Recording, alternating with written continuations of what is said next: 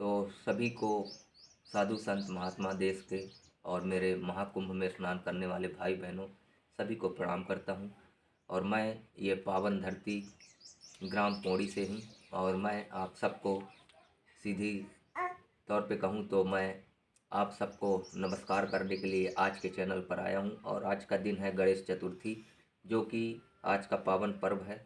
और महाकुंभ इसी दिन से स्नान 3 तारीख से चालू है। इस समय पर्व चल रहा है महाकुंभ का। और ये मेरी प्रगति है और ये मेरी कन्याएं हैं। इनको मैं भोजन कराकर अपने पिता की अंतरात्मा को शांति देना चाहता हूँ, क्योंकि इस महाकुंभ में मैं कुंवारी कन्याओं को खिलाऊंगा, जो कि जहाँ पर 20 एकड़ ज़मीन हमारे परिवार के गौटिया ख़ानदान के हमारे जो दादा थे, क्या नाम है उनका, बल्ले बाबा, और भागवत बाबा ने भागवत सुनी थी, तो उस मंदिर पर मैं दान करने वाला हूँ और इनको कन्याओं को खाना खिलाने वाला हूँ। और इसका आशीर्वाद दें कि हमारा काम सफल हो।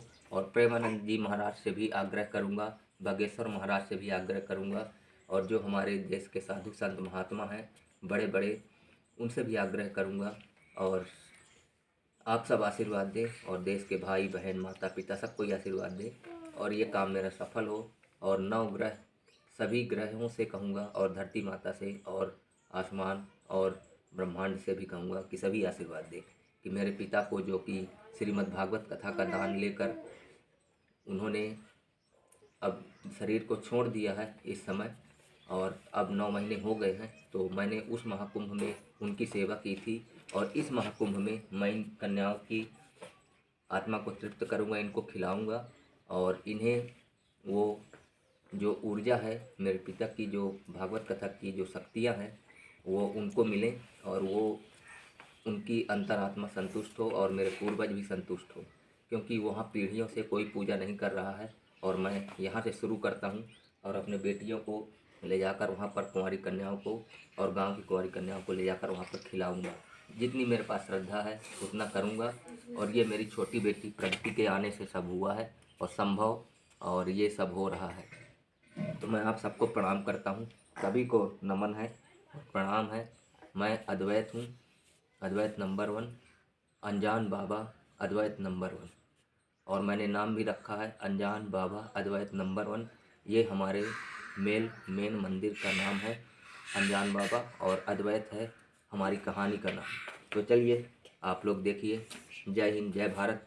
और देखिए भाग्यशाली बेटी ये है कि जिन्होंने महाकुंभ में स्नान किया है अपने पिता की, जिस तरह से इन्होंने सेवा की और हमने किया, और इन बेटियों ने भी किया है, क्योंकि जिस समय बीमार थे तो कन्याओं ने, इन लोगों ने भी उनकी सेवा की थी। इसलिए इनको भी पुण्य प्राप्त हो और मेरे को भी हो, मेरे बेटियों को, मेरी बहनों को और मेरे पिता को भी हो। आप सभी आशीर्वाद दें साधु संत महात्मा। आज का ब्लॉग बस इतना ही है।